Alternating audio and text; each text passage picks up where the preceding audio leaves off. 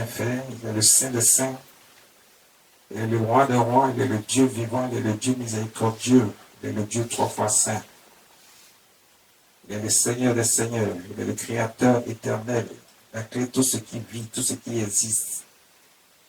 Il est le seul et le véritable Dieu. Aucun Dieu n'est comme lui. Aucune œuvre n'est comparable à ses œuvres. Personne ne peut résister devant sa face. Il est le Dieu de l'impossible. Nous venons de le célébrer. Et maintenant, nous allons recevoir de la part du Saint-Esprit ce qui nous est dû. Enseignement qui nous permet d'avoir la connaissance, la parole de Dieu qui nourrit notre corps et notre âme. Que quelqu'un prenne sa Bible et dispose son cœur maintenant pour recevoir la parole de Dieu. Ce matin, le Saint-Esprit veut nous enseigner encore. La semaine passée, nous avons vu un élément important qui nous a permis de comprendre que pour recevoir toute bénédiction, il faut passer par des épreuves.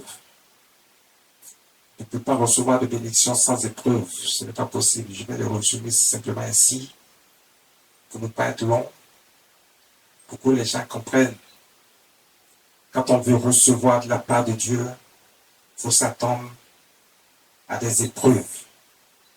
Et je l'ai expliqué la semaine dernière, dans le message qui nous a été donné par le Saint-Esprit, qui nous a permis de comprendre que les épreuves ne sont pas forcément pour nous détruire. Les épreuves que nous avons devant nous et que nous trouvons difficiles ne sont pas pour nous anéantir, ne sont pas pour que les autres nous méprisent, mais c'est le chemin par lequel Dieu veut que nous passions pour notre élévation. Ce matin encore, nous allons recevoir de la part de Dieu. Nous allons chercher à comprendre. Le Saint-Esprit nous emmène dans un thème qui est lié à tous les autres thèmes. Je vous ai dit que nous sommes dans l'année de la récolte et de la moisson. Pour récolter, pour moissonner, il faut connaître tous les aspects qui nous amènent à la récolte et à la moisson. Et le Seigneur nous permet de connaître ces choses pour ne pas être de ceux qui ne reçoivent jamais et qui ne récoltent jamais, qui sont toujours en train de pleurer, de se lamenter. Mais que nous faisions partie de tous ceux qui récoltent et qui moissonnent. Nous voulons plus être les derniers, mais nous voulons toujours être les premiers, car c'est ce que notre Dieu veut. Notre Dieu ne nous a pas envoyés, ne nous a pas créés pour que nous soyons dans la pauvreté, dans la misère, dans la souffrance. Dieu aime quand tu es dans l'opulence. Dieu aime quand tu es content. Dieu aime quand tu es dans le bonheur. Dieu aime quand tu es dans la joie. Parce que quand tu es dans la joie, le cœur de Dieu se réjouit également. Quand tu es en peine, Dieu aussi est en peine parce qu'il ne veut pas que tu sois dans la peine. Donc, il fait tout pour que tu sois dans la joie. Il faut que tu le saches ainsi. Aujourd'hui, le thème que le Saint-Esprit nous donne, ce sont les petites choses qui appellent les plus grandes. Ce sont les petites choses qui appellent les plus grandes. Vous avez toujours refusé les petites choses. Quand Dieu envoie d'abord les petites choses devant vous, vous commencez à murmurer, d'autres même insultent Dieu parce que Dieu les a oubliés. Mais ça fait partie des tests que Dieu met devant nous. Ça fait partie également des épreuves que Dieu met devant nous. Est-ce que si Dieu commence par grand, est-ce que nous allons continuer à l'adorer, à l'aimer comme il faut, ou bien c'est le bien matériel qui nous donne que nous allons commencer à adorer? Dieu sait toutes ces choses, c'est pour ça que Dieu commence par de petites choses. Mais quand Dieu commence par de petites choses, ne pense pas que Dieu t'a abandonné. Dieu n'abandonne jamais, comme je l'ai dit toujours, il est avec nous. Il nous permet d'être dans sa grâce, jour et nuit. Les petites choses que tu trouves qu'elles sont petites là, même les plus petites là, c'est Dieu qui te donne ça. Pour que tu ne sois pas négligé, pour que tu ne sois pas délaissé, pour que tu sois au moins à même de manger et de pouvoir te coucher. Il te donne la santé, tu es en bonne santé, et puis tu dis que Dieu ne fait rien pour toi. Mais si tu n'es même pas déjà reconnaissant des petites choses que Dieu te donne, est-ce que tu pourras être reconnaissant lorsque Dieu va te donner les grandes choses? Voici pourquoi Dieu commence par les petites choses. Parce que Dieu regarde dans nos cœurs. Il ne regarde pas à notre apparence. Il ne regarde pas parce que nous sommes beaux, nous sommes grands, nous sommes belles. Nous avons une corpulence qui charme. Non. Dieu regarde à notre cœur. Est-ce que notre cœur est bon? Est-ce qu'il y a de bonnes choses dans notre cœur qui puissent permettre de reconnaître que Dieu seul est Dieu? C'est lui qui donne. Et quand il donne, il faut quand même être reconnaissant déjà de ce qui te permet d'avoir le souffle de vie. On n'est même pas capable de dire merci pour le souffle de vie. Comment on peut être capable de dire merci à Dieu qui nous permet déjà de manger quelque chose dans une journée? Tu arrives à manger dans la journée et tu penses que Dieu t'a oublié. Comment Dieu peut t'oublier? Si Dieu t'oublie là, tu ne peux pas manger dans la journée parce que tu n'auras même pas de quoi mettre dans ton ventre. Si Dieu t'a oublié, tu ne pourras même pas te réveiller parce qu'il t'aurait enlevé le souffle de vie qu'il est en toi, qu'il a mis en toi. C'est Dieu qui renouvelle le souffle de vie chaque jour en nous. Sinon, tu ne vas jamais te réveiller ou tu vas te retrouver peut-être dans le feu de l'enfer là-bas. Plus de toi, ton cœur est mauvais. Dieu ne veut pas que nous soyons dans le feu de l'enfer. Dieu ne veut pas que nous mourions. Dieu ne veut pas que nous soyons dans la misère, dans la pauvreté. Dieu veut que nous soyons dans le bonheur. Dieu, il est à notre petit souhait. C'est ce qui fait qu'il ne dort pas. Il est toujours en train de veiller pour voir comment nous allions. Et comment nous comportions aussi à son égard. On laisse Dieu. On pense que toutes ces choses que Dieu a créées et que l'ennemi s'en est accaparé et qui pense que lui, il peut donner, il ne peut rien donner. C'est Dieu qui donne, tout appartient à Dieu. Tu veux quelque chose, adresse-toi à Dieu. Si tu es allé quelque part, regarde, tu attises la colère de Dieu parce que notre Dieu, il est jaloux. Et ce qu'il a créé, quelqu'un va mettre devant toi, il va dire que lui, il t'a donné, et puis toi, tu crois à ça. Dieu peut tout enlever. Et celui-même qui pense qu'il t'a donné, Dieu peut le détruire en un instant. Donc ça dit que tout le monde doit s'adresser à Dieu. Rien ni personne ne peut résister à Dieu. Ce matin, il dit, ce sont les petites choses qui appellent les plus grands. Toi, tu rejettes les petites choses. Parce que tu ne les considères pas, en fait. Tu ne les rejettes pas, mais tu ne les considères pas. Pourtant, ça te permet de manger, de respirer, de dormir. Ça te permet d'avoir le souffle de vie. Mais le souffle de vie, est-ce que c'est une petite chose? Si Dieu t'a déjà donné le souffle de vie, ce n'est pas une petite chose, c'est la chose la plus grande qui existe parce que ça te permet de vivre. D'être encore vivant. Et de pouvoir espérer encore quelque chose sur la terre. Si Dieu ne te permet pas d'avoir le souffle de vie, comment tu peux encore espérer quelque chose sur la terre? Comment tu peux vivre? Parce que tu n'es plus. Tu es parti, comment tu peux espérer encore quelque chose? Toutes ces choses que tu convoites, tu ne pourras plus les avoir. Parce que tu n'as pas le souffle de vie qui te permet de vivre et de rester sur la terre. Afin de pouvoir convoiter encore toutes ces choses. C'est pour ça que Dieu ne veut pas que nous soyons de la convoitise. Soyons reconnaissants déjà pour le souffle de vie qu'il nous donne. Qui est déjà la plus grande des choses que Dieu donne. Mais tu attends plus grand. Est-ce qu'il y a plus grand que le souffle de vie? Le reste là, ce sont des bonus que Dieu nous donne. Il nous permet d'être dans nos plans, d'avoir le matériel, d'avoir l'argent, d'avoir la richesse. Tout ça, c'est des bonus. Mais le plus grand, c'est la vie. Mais si tu ne cherches pas déjà que Dieu te donne la vie, c'est lui qui donne la vie. C'est lui qui renouvelle la vie. Maintenant, si toi, tu le rejettes, tu vas connaître toutes sortes de situations qui vont te conduire à la mort parce que tu vas retirer le souffle de vie qu'il a mis à toi. Donc, quand tu vas recevoir de ces maladies bizarres, incurables, que l'homme ne peut pas soigner, comment tu vas faire? Tu ne veux pas de Dieu. Si tu ne veux pas de Dieu, c'est lui celui qui peut enlever ce mal sur toi. Comment tu fais? Il est le Dieu de l'impossible. Toi, tu dis que tu ne veux pas de lui. Tu t'attaches au diable, le diable ne peut pas te guérir. Le diable ne peut guérir aucune maladie incurable. Il ne peut pas.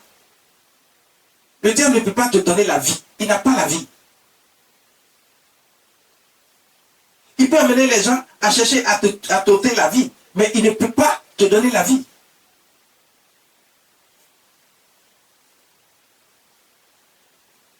Si Dieu le permet, il peut prendre ta vie, mais il ne peut pas te donner la vie. Le diable ne peut pas donner la vie.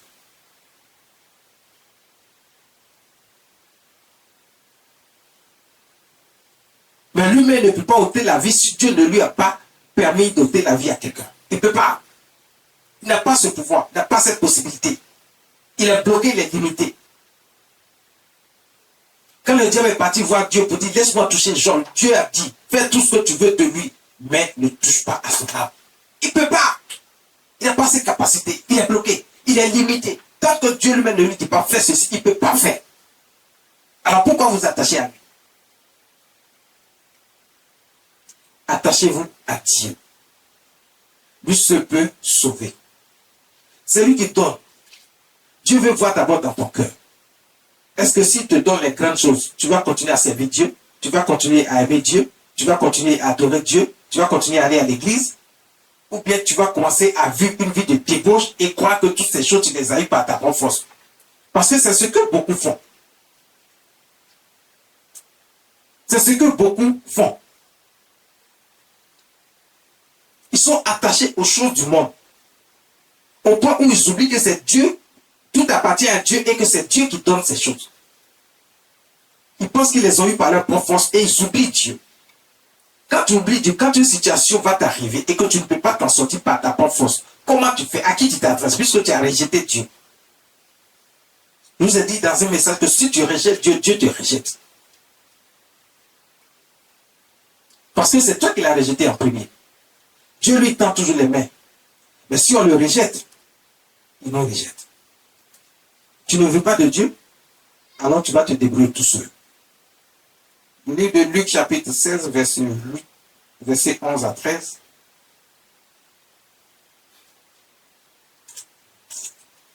Luc chapitre 16, verset 11.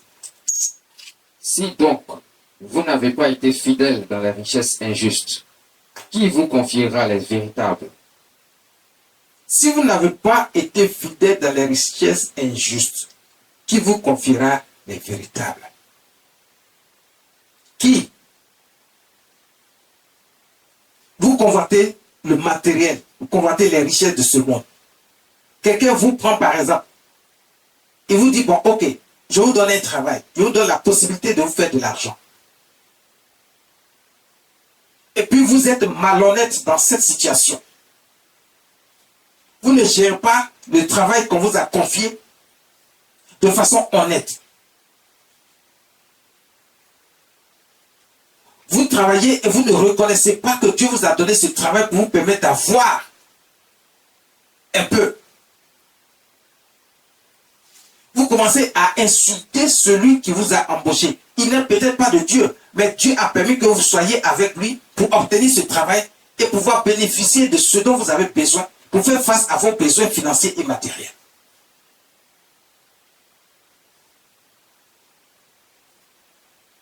Mais vous négligez ce que Dieu vous a donné et vous commencez à vous comporter de façon malhonnête.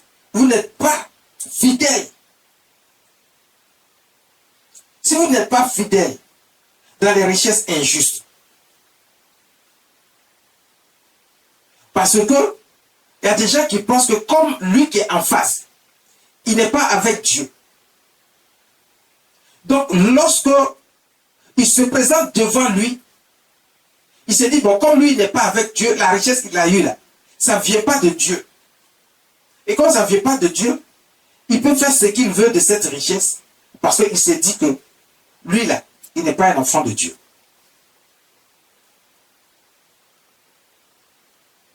Ces richesses injustes dont Dieu parle, ce sont des richesses que Dieu n'a pas données, mais quelqu'un a pris de façon illégale, s'il faut que je m'exprime ici. Le diable qui vole les richesses des gens pour donner à d'autres. Parce que tous ceux qui sont allés par d'autres moyens que les moyens que de passer par Dieu pour avoir leur richesse, ils sont dans les richesses injustes. C'est pas juste. Mais ils l'ont quand même. Parce qu'on se dit, mais attends, ceux-là, ils ne sont pas avec Dieu, mais pourquoi ils ont de la richesse? Pourquoi ils ont de l'argent? On les méprise. Souvent même on va jusqu'à dire l'argent sale. Ok.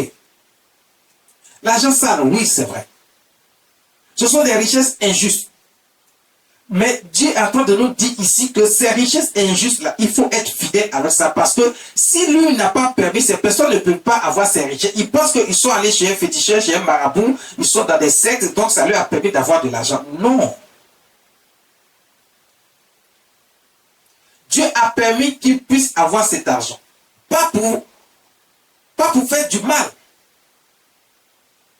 Pas pour se vanter. Pas pour mépriser les autres. Mais pour que cet argent serve, cette richesse serve à faire toutes choses utiles pour le bien d'autrui, pour le bien de chacun.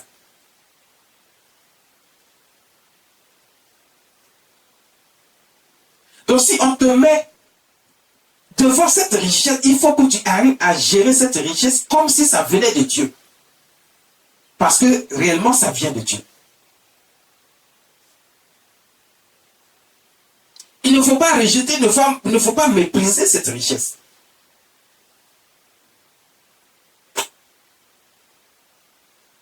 Dieu ne te dit pas d'aller te jeter dans des situations bizarres, dans des situations où tu es attaché aux sectes et aux féticheurs, aux marabouts pour te faire de l'argent. Ce n'est pas ce qu'il est en train de dire ici. Ce n'est pas de ça dont il parle quand il parle des richesses injustes.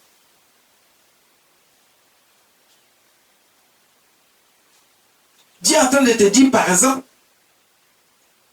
lorsque tu te trouves en face de ces situations où on te confie un travail, un projet, on te confie de garder la richesse de cette personne ou de faire fructifier, tu dois pouvoir faire fructifier cette richesse.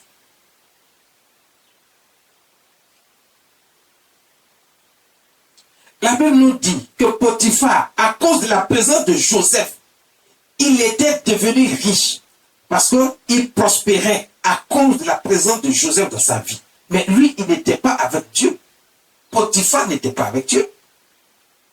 Potiphar n'était pas un enfant de Dieu. Potiphar adorait les idoles. Mais pourquoi est-ce que Potiphar qui adore les idoles, Dieu envoie Joseph dans la maison de Potiphar? C'est le chemin par lequel Joseph doit passer pour atteindre le haut niveau, là-bas où Dieu l'a destiné. Il envoie Joseph dans la maison de Potiphar et il bénit Potiphar. Potiphar n'est pas un enfant de Dieu.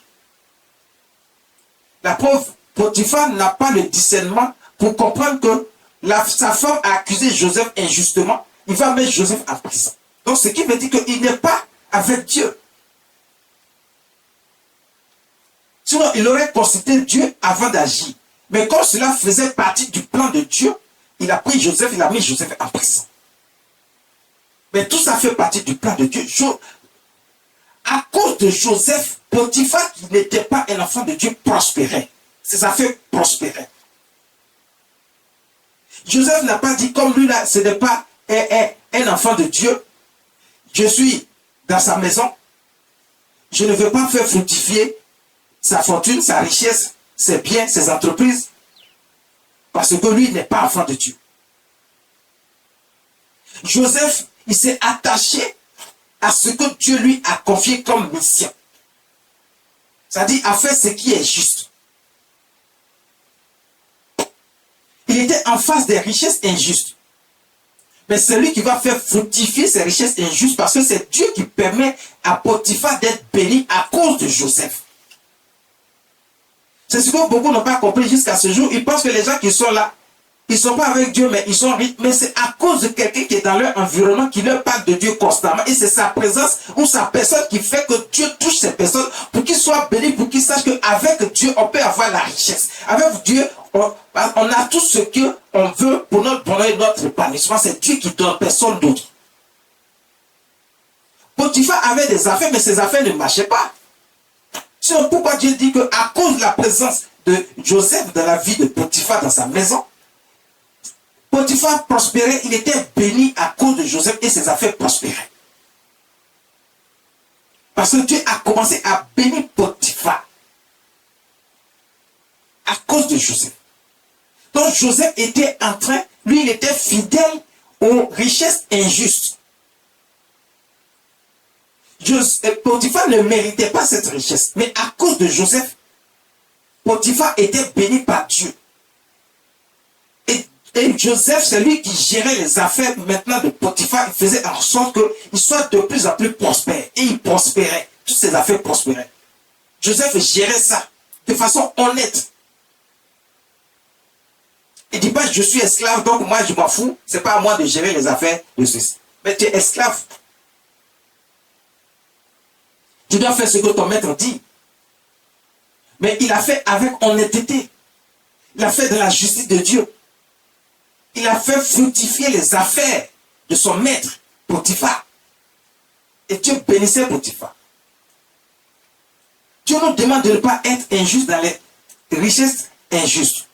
De ne pas être infidèle dans les richesses injustes. Il veut qu'on soit fidèle. Être fidèle, c'est faire en sorte que tu penses que c'est à toi que la chose appartient et tu le gères comme si c'était ta propre chose. Tu le gères comme si c'était ta propre chose. Sans chercher quelque chose en retour.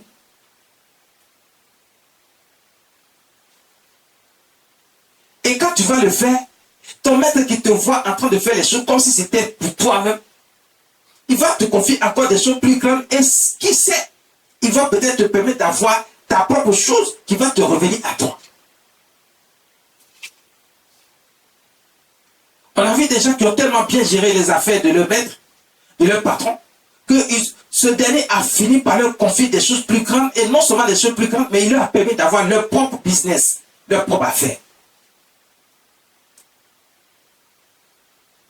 Et on a vu ça autour de nous. Il ne faut pas avoir le cœur aigri,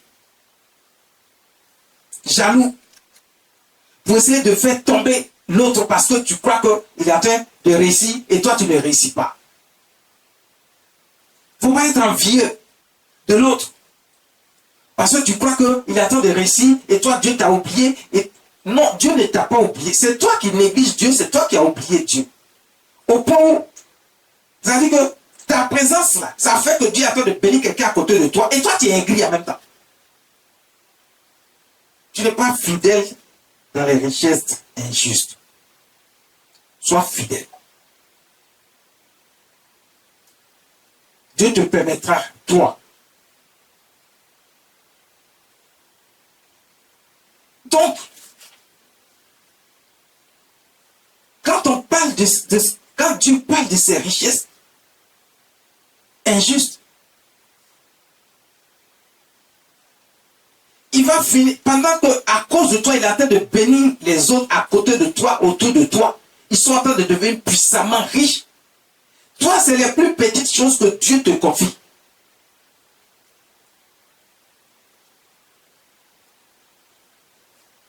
Il te confie les plus petites choses. Tu vois que des petites choses en face de toi. Pourtant, toi, tu dis que toi, tu es enfant de Dieu et que tu aimes Dieu et que tu pratiques toutes les voies de Dieu. Tu fais ce que Dieu demande. Mais pour toi, là, c'est des petites choses que Dieu met devant toi.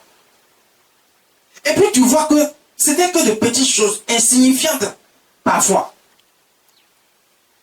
Au lieu d'être content et de bien gérer les petites choses que Dieu t'a données, tu commences à te lamenter et accuser Dieu de t'avoir abandonné, de t'avoir oublié, et de bénir ceux qui sont autour de toi, et puis toi, il te laisse.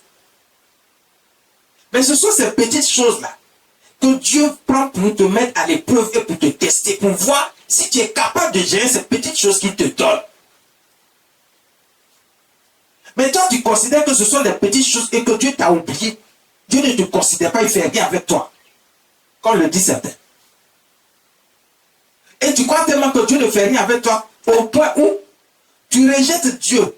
Ton cœur n'est plus sur Dieu et tu veux faire comme les gens du monde, les gens qui sont autour de toi. Mais c'est à cause de toi que Dieu les bénit. Maintenant, Dieu te donne les petites choses pour voir si toi, lorsqu'il va te donner les grandes choses comme ceux qui sont en train, ceux qu'il est en train de bénir autour de toi, est-ce que toi tu pourras vraiment gérer ces choses-là avec justice? Est-ce que tu pourras faire ce pourquoi Dieu te donne cette grande richesse et que tu positionnes au plus haut niveau? Est-ce que tu ne vas pas faire comme ceux qui sont autour de toi que Dieu est en train de bénir, qui ne sont pas enfants de Dieu, mais qui utilisent les biens matériels et financiers que Dieu leur donne, la richesse que Dieu leur a donnée, pour faire autre chose, pour s'éloigner de Dieu, pour faire autre chose, pour prétendre avoir eu cela par leur propre force? Est-ce que tu ne vas pas faire comme eux? C'est en regardant tout ça déjà, puisque Dieu connaît nos cœurs. Il attend d'abord de voir et il te fait passer par des petites choses pour voir déjà comment tu vas gérer ces petites choses. Il regarde, il voit que tu n'es même pas reconnaissant des petites choses qu'il t'a données au point où tu négliges ces petites choses-là. Tu les négliges. Tu ne les gères pas comme il faut pour pouvoir même les faire fructifier. Tu ne les gères pas comme il faut pour que Dieu regarde ta manière de gérer et de reconnaître ses bienfaits de ta vie en te confiant déjà ces petites choses. Il dit, mais si tu n'es pas fidèle dans les richesses injustes, c'est-à-dire dans les petites choses que tu crois qu'il te donne, si tu n'es pas fidèle dans les petites choses que tu crois qu'il te donne, est-ce qu'il pourra te confier un jour les véritables choses, les plus grandes, les vraies choses, ce qui t'emmène au sommet? Dieu est en train de réfléchir pour voir est-ce qu'il peut te donner ça. Parce que quand il regarde ton comportement, ta façon de faire, tu n'arrives pas à gérer le peu qu'il t'a donné. Tu considères que c'est petit et tu n'es pas reconnaissant. Il dit, est-ce que déjà cette façon de voir et de penser là, est-ce que lui, il peut te confier les vraies choses, les véritables choses, les plus grandes choses? Est-ce qu'il peut t'emmener du bas de l'échelle jusqu'en haut de l'échelle? Et c'est pour ça que Dieu ne bénit pas certaines personnes. Ils sont méchants, ils ne sont pas reconnaissants envers Dieu. Ils pensent que Dieu leur donne de petites choses et ils ne sont pas fidèles dans ces petites choses-là. Ils ne sont pas reconnaissants. Et ça, Dieu appelle, tu es infidèle. Si tu n'es pas fidèle dans les richesses injustes, que tu ne trouves pas juste, que tu trouves que ce n'est pas normal, parce que les autres sont bénis autour de toi et toi tu n'es pas béni, c'est des petites choses que Dieu te donne. Tout de suite, tu veux des grandes choses. Tout de suite, tu veux être au sommet. Comme si c'est toi qui décides. C'est Dieu qui décide. C'est Dieu qui met au sommet chacun d'entre nous. C'est Dieu qui t'enlève de la boue pour te nettoyer et te positionner au plus haut niveau. Ce n'est pas toi qui décides. Ce n'est pas toi qui vas imposer à Dieu ce qu'il doit faire. Dieu connaît nos cœurs. Il regarde à nos cœurs et il agit. Mais nous, on veut imposer à Dieu ce que nous, on veut. C'est pas comme ça que ça fonctionne. Et Dieu ne va jamais agir selon ce que nous voulons, mais comme lui, il le veut. C'est lui qui sait ce qui est bon pour nous. C'est Dieu seul qui sait ce qui est bon pour nous. Le verset 12. Verset 12. Et si vous n'avez pas été fidèle dans ce qui est à autrui, qui vous donnera ce qui est à vous? Donc Dieu est en train de dire, comme je l'ai dit un peu plus haut, si vous n'avez pas été fidèle dans ce qui est à autrui, à cause du fait que vous pensez que Dieu vous a donné de petites choses et vous ne les considérez pas, vous n'êtes même pas reconnaissant. Et ce que Dieu a donné à l'autre, des grandes choses qu'il a données autour de vous, c'était juste pour vous montrer comment il bénit.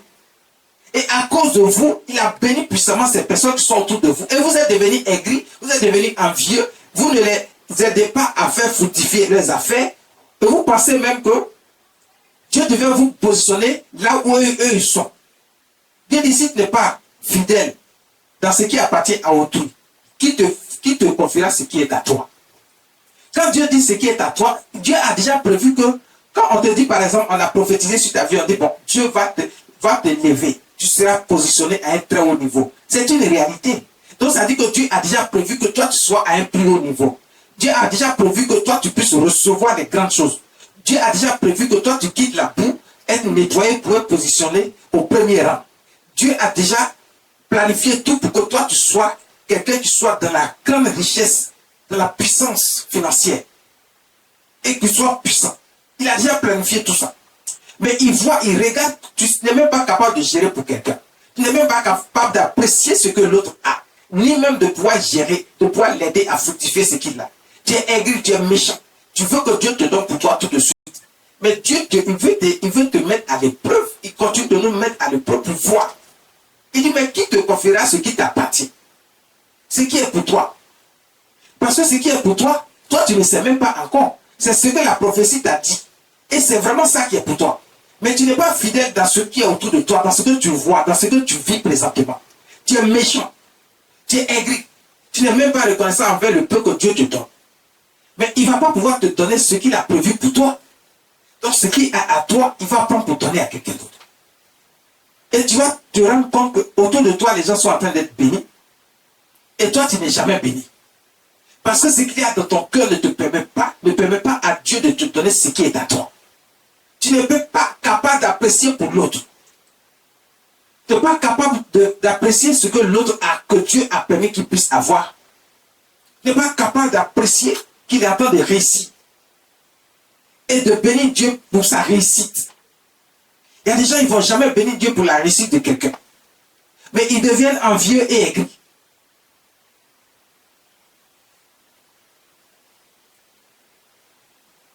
Ce n'est pas comme ça que Dieu fonctionne. Et quand c'est comme ça, ce que Dieu a prévu pour toi, il ne va jamais te le donner.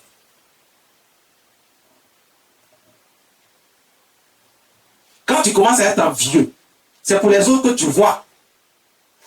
Et à cause de ça, certains veulent passer par des moyens obscurs pour obtenir ces choses, au lieu de glorifier Dieu pour ce qu'il a béni, ceux qui sont autour de lui. Et comme ça, Dieu va pouvoir te bénir également. Là où il a prévu de te positionner, il va te donner. Ce qui est à toi, il va maintenant te dire, tiens, voici. Je sais que tu as un bon cœur maintenant. Tu peux recevoir et gérer comme il le faut. Mais si tu ne le fais pas, qui te donnera ce qui est à toi? Qui? Dieu est en train de dire qu'il ne va jamais te donner ce qui est à toi tant que tu ne peux pas apprécier ce que l'autre a. Tant que tu ne peux pas apprécier ce que l'autre a, tant que tu ne peux pas l'aider à forte, tu ne peux pas bénir Dieu pour sa réussite, tant que tu ne peux pas, même si on t'a confié ce que l'autre a et que tu ne peux pas l'aider à faire avancer, Dieu ne te donnera jamais ce que toi, il a prévu pour toi.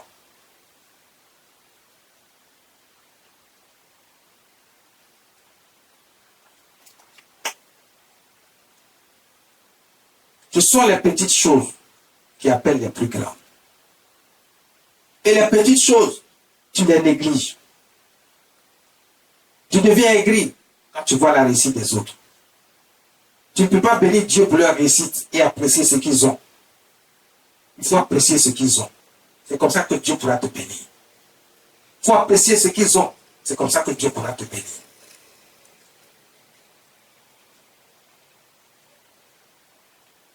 Le verset 13 nous dit quoi?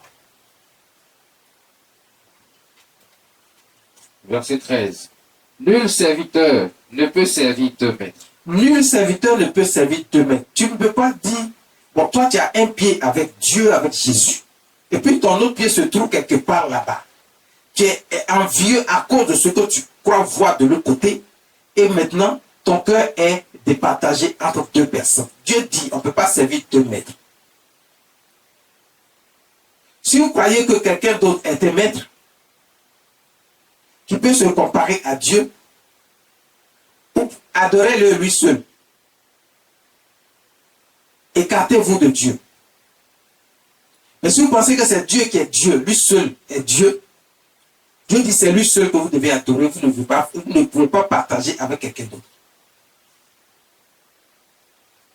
Si vous reconnaissez qu'il est Dieu, il a créé les cieux, il a créé la terre, il a créé tout ce qui vit dans les cieux, il a créé tout ce qui vit sur la terre et dans les profondeurs de la terre. Il est le seul et le véritable Dieu. Son nom seul est élevé et sa majesté est au-dessus des cieux et de la terre. Aucune œuvre n'est comparable à ses œuvres. Qui peut définir Dieu?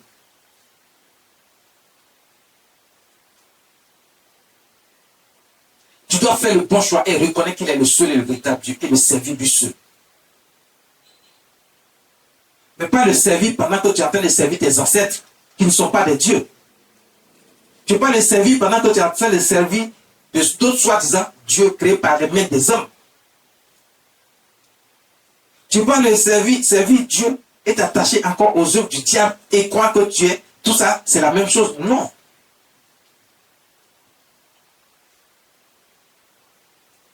Fais-nous la lecture. Nul serviteur ne peut servir deux maîtres, car ou il haïra l'un et aimera l'autre. Parce que si tu as deux maîtres en face de toi, Dieu est en train de nous dire ici que ça dit que tu n'as pas le choix, tu vas haïr un et tu vas aimer l'autre. Tu ne peux pas aimer les deux en même temps. Ce n'est pas possible parce que chacun d'entre eux a sa façon de faire. Ils n'ont pas les mêmes façons de faire. Ils n'ont pas les mêmes façons d'agir. Ils n'ont pas les mêmes pouvoirs. Ils n'ont pas c'est-à-dire qu'ils n'ont pas le même niveau. Tu as 2 mètres, oui, c'est vrai. Tu as dit, ah, celui-là, voici ce qui me plaît en lui. Tu as dit l'autre, voici ce qui me plaît en lui. Mais ça veut dire qu'ils sont différents l'un de l'autre. Donc tu ne peux pas les aimer tous les deux. C'est impossible. C'est impossible. Dieu dit que c'est impossible. Tu vas finir par haïr un. Parce que quand l'autre même va constater que tu as 2 mètres et qu'il n'est pas le seul, il va poser certaines actions que tu ne vas pas apprécier, tu vas finir par les haïr.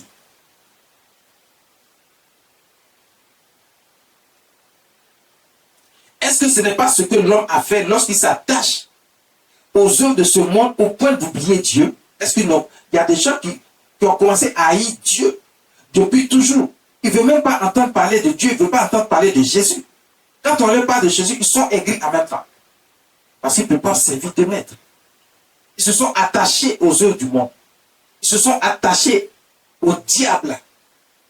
Finis la lecture. Ou il s'attachera à l'un et méprisera l'autre. Vous ne pouvez servir Dieu et Mammon. Dieu dit, vous ne pouvez servir Dieu et Mammon. Mammon, Dieu est en train de parler de la richesse de ce monde. Il est en train de parler de l'argent. L'argent, Dieu l'a créé. C'est Dieu qui a créé l'argent. Pour permettre à l'homme de faire des échanges et de pouvoir être à l'abri de tout besoin par rapport à l'argent, qui nous permet de faire des échanges. Mais aujourd'hui, le diable est passé derrière ce que Dieu a créé, qui est l'argent, pour s'accaparer ce monde, au point où les gens aiment plus l'argent aujourd'hui et ils n'aiment plus Dieu. C'est l'argent ou rien. Parce que le diable s'est mis derrière l'argent. Et c'est parce que le diable s'est mis derrière l'argent que Dieu appelle mammon. Donc l'argent est devenu comme un maître. Parce qu'il y a le diable qui est rentré derrière. Mais l'argent que Dieu donne, la richesse que Dieu donne, il n'y a pas de démon derrière, il n'y a pas le diable derrière, parce que c'est Dieu qui a donné, il le donne. Parce que c'est lui qui a créé l'argent. Donc quand Dieu te donne la richesse, il le donne, il protège ça, il fait en sorte que cet argent, cette richesse ne te monte pas à la tête au point de mépriser Dieu lui-même. Parce qu'il y a des gens aujourd'hui, Dieu leur a permis d'avoir un peu d'argent, ils pensent qu'ils ont eu ça par leur propre force, alors que c'est le diable qui manipule l'argent qu'ils ont eu, qui manipule également leur esprit au point où leur esprit croit que l'argent peut s'obtenir sans Dieu et ils commencent à mépriser Dieu. Quand on leur parle de Dieu, de Jésus, ils sont aigris. Ils ne veulent pas entendre parler. Il y a des gens qui disent non, Dieu ne peut pas. Si tu passes par ce chemin, tu auras ça le plus facilement possible. Donc le diable s'est mis derrière l'argent. Et les gens n'ont pas compris qu'ils sont attachés au diable, mais pas à l'argent en réalité. Parce qu'il les a dit avec l'argent. Et Dieu dit, tu ne peux pas servir 2 maîtres. Donc tu ne peux pas servir Dieu et mammon. Donc quand il s'est mis derrière l'argent devient un esprit dans leurs mains. Donc cet esprit contrôle leur esprit au point où ils n'ont plus de place pour Dieu. Ils pensent qu'ils peuvent avoir cette richesse par leur propre force, alors que ce n'est pas possible. Dieu est en train de nous enseigner ici que c'est Dieu seul qu'il faut adorer, c'est Dieu seul qu'il faut servir, parce que tout lui appartient, l'or et l'argent l'appartiennent, donc les richesses de ce monde et dans les cieux lui appartiennent. C'est lui seul qui peut donner. Et quand lui donne, même le diable ne peut pas venir se mettre derrière cette richesse. Et tu n'es pas attaché à l'argent au point où tu penses que Dieu n'existe pas.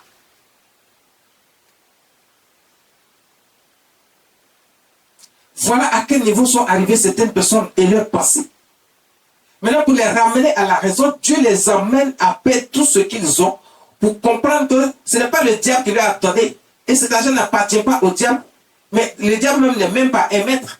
C'est Dieu seul qui est le seul maître. C'est lui seul qu'il faut adorer. Il va finir par faire perdre tout ce que ces personnes ont. Il retourne à la case des pas, il rentre dans la misère totale et absolue. Et il ne comprend pas ce qui lui arrive. Mais il continue de s'entêter en allant continuer à consulter les marabouts, les féticheurs, les mystiques. Ils sont dans les sectes. Ils pensent que c'est par là-bas qu'ils reçoivent ce qu'ils ont. Non, c'est parce que Dieu l'a permis que vous avez reçu. Maintenant, comme vous pensez que c'est le diable qui vous a donné, alors Dieu va enlever toutes ces choses devant vous. Et il finira par élever votre vie également.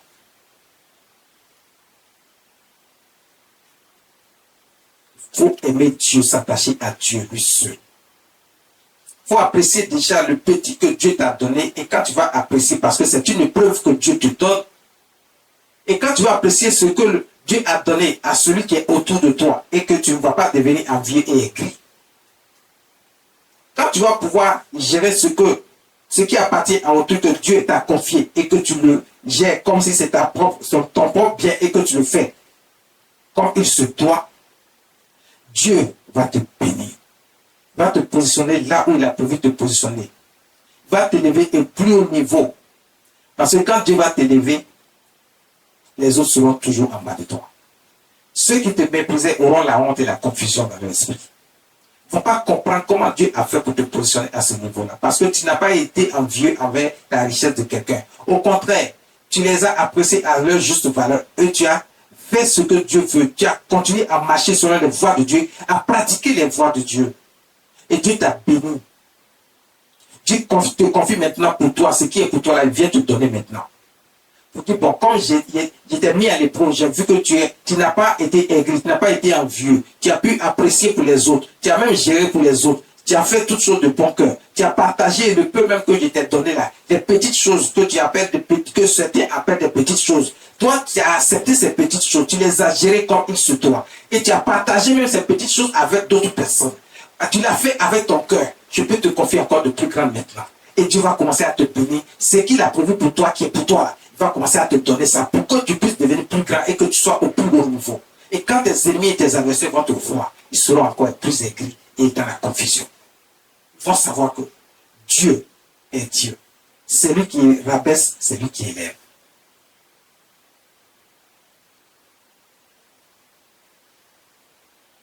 C'est lui qui rabaisse, c'est lui qui élève.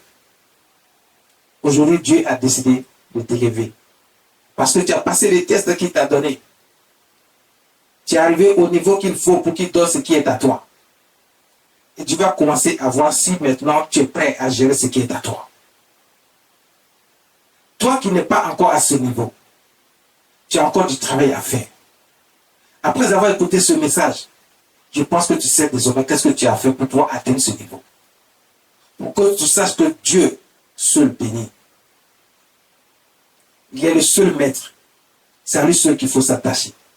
Et pour qu'il te donne ce qui est à toi, il faut que tu passes par ces tests, par ces épreuves. Il faut que tu puisses apprécier pour l'autre. Tu ne jalouses pas le bien d'autrui. Il faut que tu ne jalouses pas le bien d'autrui.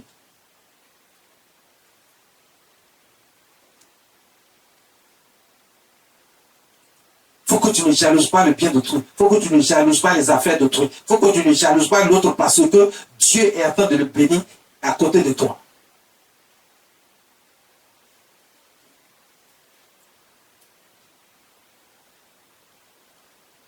Toi qui as réussi au test de Dieu, tu vas voir la main de Dieu t'élever au plus haut niveau. Tu vas voir la main de Dieu t'élever au plus haut niveau. Ce sont les petites choses qui appellent les plus grandes. Tu as géré les petites choses. Tu as aimé et tu as apprécié les petites choses. Tu as apprécié même les biens d'autrui. Tu as béni Dieu pour ce qu'il a béni les autres. Ton tour est arrivé, ce qui est à toi, Dieu te le donne. Les autres aussi vont apprécier. Ils doivent apprécier, ils ne doivent pas mépriser.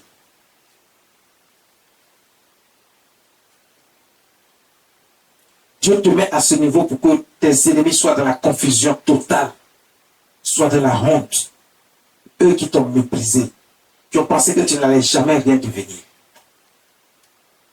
Dieu t'élève aujourd'hui. Dieu t'élève aujourd'hui. On rend gloire à notre Dieu. On lui dit merci pour tous ses bienfaits.